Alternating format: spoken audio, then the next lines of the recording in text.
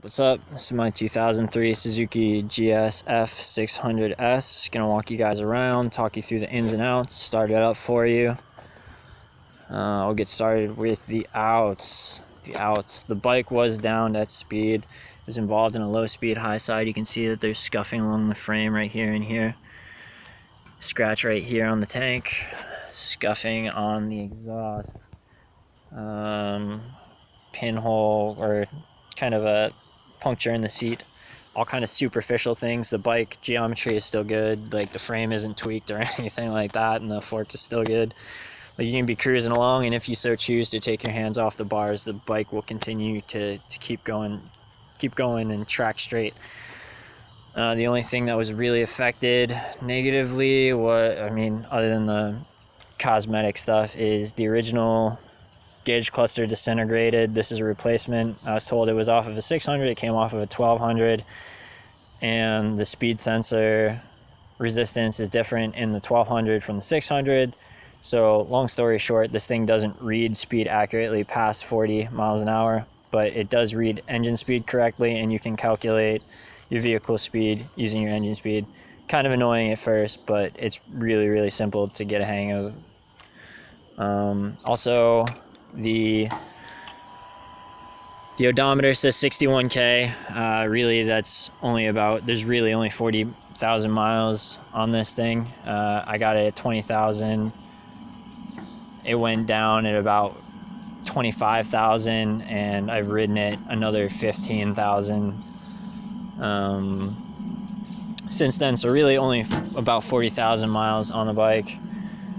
Which is nothing when you consider these oil-cooled Suzukis. They go forever. My boss has a 99 1200, and he bought it with like 15,000, and it now has 90,000 on it, and it's still going. So moving along, got some Pirelli Angel GT tires up front and back. 90% tread up front, 70 in the back. Front pads, I don't know if you can see that very well, but there's still a good bit of life left in those pads, but within the next 7,000 miles, you might want to consider changing them, especially if you ride aggressively, you're doing trail braking and things like that, then you might want to consider changing them a little bit sooner. Moving on, you got this sweet aftermarket headlight. It's got Cree U3 LED bulbs. They're fan cooled, and it's got integrated turn signals. Boop. Right turn signal, left turn signal, high beam, and then we'll work our way around to the back. Still has the OEM clunky rear turn signals, which are both functional, as you can plainly see. Got Crater Euro bars right here. These things really positively affect the riding position, in my opinion. Horn works too. The riding position on this bike is somewhere between a GSX-S750 and a Gixxer.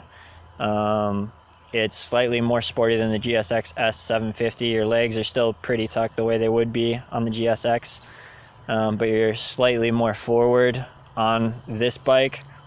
But with that said, though, it's still really, really comfortable. It's got this sofa seat right here. I've taken this bike down to New York State a few times, and my friends are about an hour and change away from where I live, and it's a super comfortable ride. It's also got these sweet looking bar end mirrors. There's some blemishing from when the bike went down. Got these adjustable shorty levers. These things are pretty dope. I love the feel of these.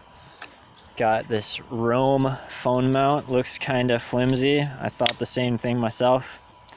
But when you slap your phone in here and tie it down with a silicone piece, it's actually really, really stable. I've thrown my phone in there and go on the highway when I'm on my way to school or whatever. No issues there. Moving along.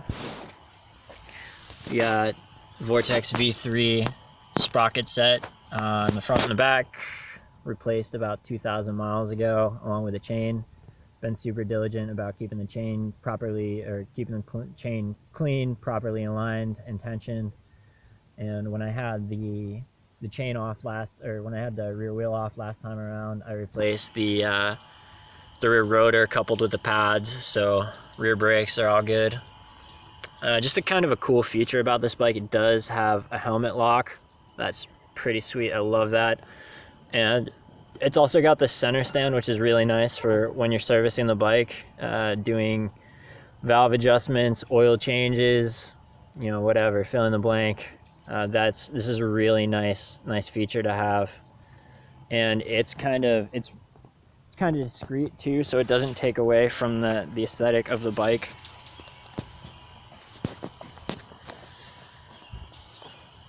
Working our way back around once more, we got these sweet engine case sliders and Delrin frame sliders. Go ahead and start the bike up for you real quick. Starts right up, no issue. The bike has aftermarket jetting. It's got stage 1 dyno jetting. I replaced the main jets, shimmed the needles out, and it's got an aftermarket K&N style air filter, and which lends itself to acceleration very nicely.